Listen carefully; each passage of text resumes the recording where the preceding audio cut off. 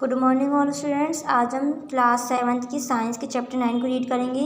ये वीडियो का पार्ट 3 है। हमने कहाँ तक कंप्लीट कर लिया था? हमने स्नीजिंग तक कंप्लीट कर लिया था। हम स्नीजिंग से स्टार्ट करेंगे। सॉरी यार, स्नीजिंग क्या होता है? छींकना।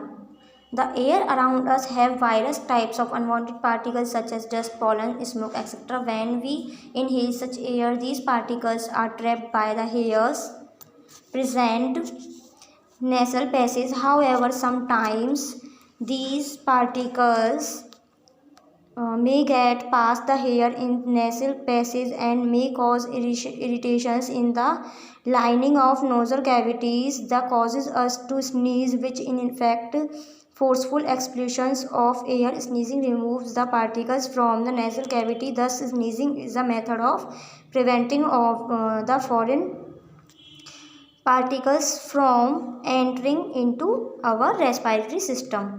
यानी कि हमारे चारों ओर हवा के विभिन्न प्रकार, जब हम इस तरह की हवा को सांस लेते हैं तो धूल, पराग, धुआं आदि जैसे अवांछित कण हमारे नाक में आ जाते हैं। जब हम ऐसी हवा में श्वास लेते हैं तो यह स्विंग कण नासिक मार्ग में मौजूद बालों में फंस जाते हैं। हालांकि कभी कभी ये कण नासिक मार्ग में बालों को पार कर सकते हैं और नाक की परत में जलन पैदा कर सकते हैं। इससे हमें छींक आती है और वास्तव में वायु का बलपूर्वक निष्कासन है। छींकने से नासिक से कण निकल जाते हैं। इस प्रकार छींक विदेशी कणों को हमारे श्वसन तंत्र में प्रवेश करने से रोकने की एक विधि है। नेक्स्ट है यॉनिंग, यानी कि उबासी। It may be defined as the extra deep breath first in and then out. It usually occurs during a period of inactivity and shallow breathing. It is a method of body of getting rid of extra carbon dioxide. इससे पहले अंदर और फिर बाहर की आंतरिक गहरी सांस के रूप में परिभाषित किया जाता है। यह आमतौर पर निष्क्रियता और उथली श्वास की अवधि के दौरान यह अतिरिक्त कार्बन डाइऑक्साइड से छुटकारा पाने के लिए शरीर की एक विधि है। यानी कि आप गहरी सांस लीजिए बहुत लंबी, और उसको जब एकदम छोड़ोगे तो क्या जाएगा? कार्बन डाइऑक्साइड जाएगा। When carbon dioxide in our body reaches a certain level, we yawn and thus take large quantity of oxygen rich air in and remove extra carbon dioxide present in the body. इससे क्या होता है? जब carbon dioxide शरीर के एक निश्चित रूप तक पहुंचता है, स्तर तक पहुंचता है, हम जमाई लेते हैं, यानी कि उबासी लेते हैं, और इस प्रकार बड़ी मात्रा में हम ऑक्सीजन युक्त हवा और अतिरिक्त कार्बन निकाल सकते हैं। इससे क्या होता है? हमारे शरीर में कार्बन डाइऑक्साइड आ जाता है। The entire process of respiration, यानी कि श्वसन की संपूर्ण प्रक्रिया। Now let have a look at how the entire process of respiration take place. अब आइए एक नज़र डालते हैं कि श्वसन की पूरी प्रक्रिया कैसी होती है। वी इनहेल, जब हम सांस लेते हैं, oxygen which air by the process of inhalation this air reaches the alveoli of lungs. Here oxygen from this air passes into the blood capillaries surrounded the alveoli. At the same time, carbon dioxide present in blood capillaries passed into the air of alveoli, from where it removed out of the body. The process of exhalation. Now the oxygen combines with hemoglobin of blood to form a oxyhemoglobin, यानी कि जब हम श्वास लेने की प्रक्रिया द्वारा oxygen युक्त हवा में सांस लेते हैं, यह हवा क्या करती है? फेफड़ों की एल्वोली तक पहुंचती है। यहाँ रक्त मार्ग से कार्बन डाइऑक्साइड बाहर नहीं आता।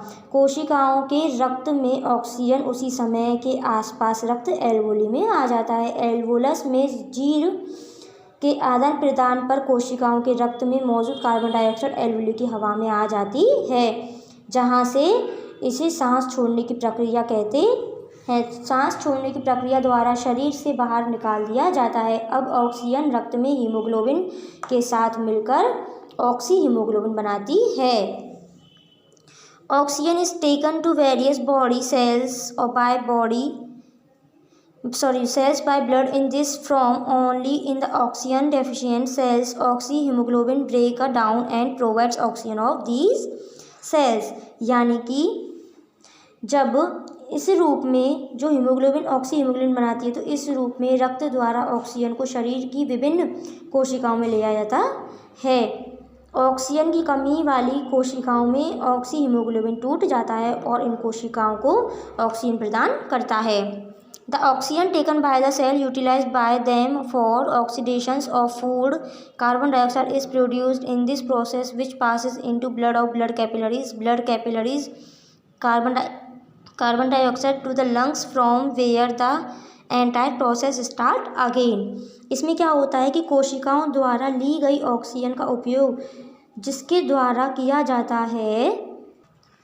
जाता है ऑक्सीजन का उपयोग वे भोजन के ऑक्सीकरण के लिए करते हैं। इस प्रक्रिया में कार्बन डाइऑक्साइड का उत्पादन होता है और रक्त कोशिकाओं के रक्त में चला जाता है। रक्त कार्बन डाइऑक्साइड को फेफड़े तक ले जाता है जहां से पूरी प्रक्रिया फिर से शुरू होती है। The entire process is continuously taking place in our body without our will. यह पूरी प्रक्रिया हमारे शरीर के बिना हमारी मर्जी में लगातार होती है, यानी कि शरीर में होती है हमारी मर्जी के बिना। Breathing in other animals. अन्य जानवरों में सांस लेने की प्रक्रिया। Human being have lungs are as respiratory organs. Lions, dogs, cat, cow, buffalo, monkey etcetera also have lung as their respiratory breathing organ. But how do other organism like cockroach, earthworm, frog, fish and etcetera breathe? Do they have lungs? Let's see। मनुष्य के पास श्वसन अंग के रूप में फेफड़े होते हैं, जबकि शेर में, कुत्ते में, बिल्ली, गाय, भैंस, बंदर आदि के भी श्वास अंग के रूप में फेफड़े होते हैं। लेकिन अन्य जीव जैसे तिलचट्टे क्या होते हैं? केंचुए, मेंढक, मछली आदि कैसे सांस लेते हैं? क्या उनके पास भी फेफड़े होते हैं? आइए हम देखते हैं। फर्स्ट ब्रीथिंग इन अमेबिया, यानी कि अमेबा में सांस की प्रक्रिया। In amoeba diffusion is the main process for exchange of gases. Example taking up of oxygen and carbon dioxide removal. Amoeba में गैसों के आदान प्रदान की मुख्य प्रक्रिया विसरण है, यानी ऑक्सीजन और कार्बन डाइऑक्साइड को हटाना है। देखिए जैसे कि अमेबिया है, यहाँ ऑक्सीजन, कार्बन डाइऑक्साइड, फिर oxygen, carbon dioxide, oxygen, carbon dioxide, तो कैसा हो गया? इसमें रिमूवल प्रोसेसिंग होती है। सेकंड है आपका ब्रीथिंग इन कॉकरोच, यानी कि कॉकरोच में सांस लेने की प्रक्रिया। Insects like grasshopper, cockroach etcetera have a complex system of interconnected air tube called trachea. The trachea open outside by lateral opening called spiracle. The main trachea divided repeatedly, ultimately forming very fine tubules, the trachea, which end blindly over the cell। देखिए जो cockroach होते हैं, टिड्डे और cockroach आदि जैसे कीड़ों में आपस में जुड़ी हुई वायु नलियाँ की एक जटिल प्रणाली होती है जिसे श्वसन नली कहा जाता है। श्वसन नली पार्श्व उद्घाटन द्वारा बाहर खुलती है जिससे स्पाइकल कहा जाता है। श्वसन नली बार बार विभाजित होती है, अंत में बहुत महीन नलिकाओं बनाती है। श्वसन नली जो कोशिकाओं के ऊपर आंख बंद करके समाप्त होती है। Oxygen rich air rushes through spiracle into the trachea and finally reaches trachea. Oxygen युक्त हवा श्वास नली में प्रवेश करती है और अंत में पहुंच जाती है कहाँ पर? श्वसन नली में। कहाँ पर? यानी कि ट्रैक्लोस में। Which tracheoles oxygen diffuse into body tissues and reach every cells of the body. Similar carbon dioxide from cells tissues into the tracheoles from where it passes into the trachea and is finally removed out of the body through स्पाइरक्लिया। यानी कि श्वसन नली में oxygen शरीर की शरीर के ऊतकों में फैलती है और शरीर की प्रत्येक कोशिकाओं तक पहुंचती है। इस तरह कोशिकाओं से कार्बन डाइऑक्साइड श्वसन नली में फैलती है, जहां से यह श्वसन नली में जाती है और अंत में शरीर से स्पाइकल्स के माध्यम से बाहर निकल जाती है। नेक्स्ट है आपका breathing in earthworm. In earthworm exchange of gases take places through moist and slimy skin. Their skin is thin and richly supplied with blood vessels. The gases can easily pass through their skin. Oxygen from atmosphere is absorbed by blood vessels through the skin, from where it is sent to the inner cells via blood. The carbon dioxide diffuses out from the blood through the skin into the atmosphere by a similar manner. कैंचुए में सांस की प्रक्रिया। कैंचुए में नम और चिपचिप, कैंचुए की जो त्वचा होती है कैसी होती है, नमी की सी होती है, कुछ चिपचिपी सी त्वचा होती है। इसके माध्यम से कैसा होता है, गैसों का आदान प्रदान भी होता है। उनकी त्वचा पतली होती है और रक्त वाहिकाओं से भरपूर होती है। गैस आसानी से उनकी त्वचा से गुजर सकती है। वातावरण से ऑक्सीजन त्वचा के माध्यम से रक्त वाहिकाओं के द्वारा रक्त आवेशित किया जा सकता है। यहाँ से इसे रक्त के माध्यम से आंतरिक कोशिकाओं में भेजा जाता है। कार्बन डाइऑक्साइड जिन रक्तों से त्वचा के माध्यम से वातावरण के समान रूप में फैलता है। अब नेक्स्ट है आपका ब्रीथिंग इन फिश, यानी कि मछली में कैसे सांस ली जाती है। In fishes gases exchange take places through gills which are covered by an operculum. The water enters through the mouth, passes through gills and comes out through the operculum. The water gives oxygen to tissue and it in return take carbon dioxide from tissues. मछलियों में फेफड़ों के माध्यम से गैसीय विनिमय होता है, जो एक ओपरकुलम से ढका हुआ रहता है। पानी मुंह के माध्यम से प्रवेश करता है, गलफड़ों से होकर यानी कि गिल्स से होकर गुजरता है और ओपरक्यूलम के माध्यम से बाहर आ जाता है। पानी ऊतक को ऑक्सीजन देता है और बदले में ऊतक से कार्बन डाइऑक्साइड लेता है। अब देखो ब्रीथिंग इन फ्रॉग्स, यानी कि मेंढकों में कैसी होती है। Frogs have mode of breathing, they have permeable skin of lungs and on land respire through lungs, in water respire through skin by the diffusion oxygens. मेंढक के पास क्या होता है, सांस लेने का एक तरीका होता है। उनके पास परागमय त्वचा और फेफड़े हैं। भूमि पर फेफड़ों के माध्यम से श्वसन क्रिया होती है, जबकि पानी में त्वचा के माध्यम से श्वसन क्रिया वो करता है। ब्रीथिंग इन बर्ड्स, सांस कैसे लेते हैं पक्षियों में। Birds breathe with the help of the lungs, किसके द्वारा, अपनी लंग्स के द्वारा यानी कि फेफड़ों के द्वारा।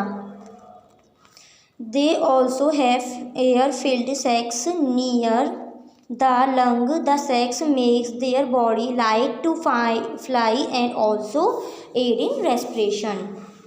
उनके पास पौधों के फेफड़ों के आसपास हवा से भरे थैले भी होते हैं, यानी कि आप लगा लो एक छोटे से बैग टाइप में होते हैं, है ना। ये कोशिकाएं उनके शरीर को दिए गए के लिए हालांकि बनती हैं, श्वसन भी सहायता करती हैं। इससे क्या होता है, उनको श्वसन क्रिया मिलती है। रिस्पायरेशन इन प्लांट्स, पेड़ पौधों में कैसे होता है ये, तो देखिए like other living organism plants also respire for the survival. They also exchange gases oxygen and carbon dioxide with their surrounding, but it's plants exchange the gases in leaves. पहले इतना पढ़ेंगे फिर लीव्स का पढ़ेंगे। जीवित जीवों की तरह पौधे भी जीवित रहने के लिए श्वसन क्रिया करते हैं। वे अपने परिवेश के साथ गैसों का, ऑक्सीजन और कार्बन डाइऑक्साइड का आदान प्रदान करते हैं, लेकिन पौधे प्रत्येक भाग स्वतंत्र रूप से गैस का आदान प्रदान करते हैं। In leaves of plant process time pore like structure and stomata. As you know, respiration takes place at all time. Oxygen is used in the process of respiration and carbon dioxide is released in the process of during daytime. Green part of plant also perform photosynthesis in which they utilise carbon dioxide and produce oxygen. पत्तियों में क्या होता है, पौधे की पत्तियां समय समय पर छिद्र जैसी संरचनाओं को संसाधित करती हैं जिन्हें रंध्र कहा जाता है। जैसा कि आप जानते हैं कि श्वसन हर समय होता है। श्वसन की प्रक्रिया में ऑक्सीजन का उपयोग किया जाता है और कार्बन डाइऑक्साइड को वे छोड़ा जाता है। दिन के समय पौधे के हरे भाग का प्रकाश संश्लेषण भी करते हैं, जिसमें वे कार्बन डाइऑक्साइड का उपयोग करते हैं और ऑक्सीजन का उत्पादन करते हैं। रंध्रों के माध्यम से ऑक्सीजन युक्त वायु पत्तियों में प्रवेश करती हैं। अब पत्तियां कोशिकाओं में श्वसन और प्रकाश संश्लेषण दोनों एक साथ होते हैं। चूँकि प्रकाश संश्लेषण की दर श्वसन की दर से अधिक होती है, इसलिए एथेन पौधे द्वारा उपयोग की में अधिक ऑक्सीजन का उत्पादन किया जाता है। This extra oxygen is given out of the leaves through the stomata during night only respiration take place. Thus, oxygen is utilized and carbon dioxide produced. The exchange of gases between leaves and surrounding also take place through stomata of leaves. आगे पढ़ते हैं। रात में केवल श्वसन होता है, इसलिए ऑक्सीजन का उपयोग होता है और कार्बन डाइऑक्साइड का उत्पादन होता है। पत्तियों और परिवेश के बीच गैसों का यह आदान प्रदान पत्तियों के रंध्रों द्वारा होता है। अब देखो स्टेम्स में यानी कि तनों में, green stem also possess stomata and they also exchange the gases through stomata। हरे तनों में भी रंध्र होते हैं और वे रंध्र के माध्यम से गैसों का आदान प्रदान भी करते हैं। अब रूट्स का पढ़ लेंगे। रूट्स होता है जड़ें। Roots also respire for meeting their energy requirement since they are required underground. They take up air from the air space present between the soil particles. You must have seen gardener loosening the soil near the root of small plants with the help of trowel. This is done to make more air available to the root। अब हम पढ़ेंगे जड़ों में। जड़ें भी मिलने के लिए श्वसन करती हैं। उनकी ऊर्जा आवश्यकताओं, चूँकि वे भूमिगत दबे हुए हैं, वे मिट्टी के कण के बीच मौजूद वायु स्थान से हवा लेते हैं और अपने बागवानों को क्या होता है, बागवानों को भी देखा होगा अपने छोटे पौधों की जड़ों के आसपास की मिट्टी को ट्रॉवेल की सहायता से ढीला करते हैं। यह पौधों की जड़ों से अधिक हवा उपलब्ध कराने के लिए प्रक्रिया की जाती है। What according to you will happen to the potted plant if it is observed over water? It will die.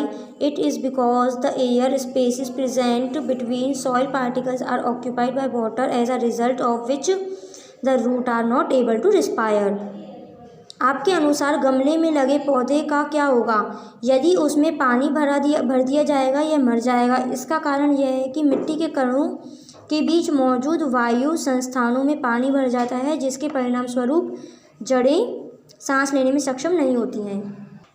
The younger portion of root possesses root hair. Oxygen diffuses into root hair and passes into other cells for respiration. At the same time of carbon dioxide from root hair diffuse into the soil। जो जड़ें होती हैं, जड़ के छोटे भागों में जड़ के बाल होते हैं। ऑक्सीजन जड़ के बालों में फैलती है और श्वसन के लिए अन्य कोशिकाओं में जाती है। उसी समय जड़ के बालों से कार्बन डाइऑक्साइड मिट्टी में फैल जाता है। The older portion of root possesses tiny opening called lenticels for exchange of gases between the soil and root। respiration in plant differ from that in animals and given accepts। जड़ों के पुराने हिस्से में मिट्टी और जड़ के बीच गैसों का आदान प्रदान के लिए छोटे छोटे छिद्र होते हैं, जिन्हें लेंटिसेल कहा जाता है। पौधों में श्वसन दिए गए पहलुओं में जानवरों से भिन्न होता है। Difference between respiration in plants and animals. Plants और एनिमल्स के बीच क्या क्या फ़र्क है सांस लेने में? तो पहले हम प्लांट्स के पढ़ेंगे, फिर एनिमल्स के। देखो फर्स्ट पॉइंट है नो ब्रीथ टेक प्लेस, श्वास नहीं होती है। Very small amount of detectable heat is produce, पता लगाने योग्य गर्मी की बहुत कम मात्रा उत्पादन किया जाता है। All the parts perform respiration individually, सभी अंग व्यक्तिगत रूप से श्वसन करते हैं। अब इसका पढ़ेंगे हम। Breath take place in higher animals, श्वास उच्च प्राणियों में होता है। बड़ी large amount of detectable heat is produce, बड़ी मात्रा में पता लगाने की योग्य गर्मी उत्पन्न होती है। The whole animals respire as an individual, पूरा जानवर एक व्यक्ति के रूप में श्वास लेता है। Fourth, the transport of gases in very less, यानी गैसों का परिवहन बहुत कम होता है। Rate of respiration is low, श्वसन की दर भी कम होती है। और इनमें देखिए the transport of gases is much more, यानी कि गैसों का परिवहन बहुत अधिक होता है। Rate of respiration is high, और श्वसन की दर अधिक होती है। तो आपका चैप्टर यहाँ कंप्लीट होता है और हम इसके क्वेश्चन आंसर्स नेक्स्ट वीडियो में करेंगे।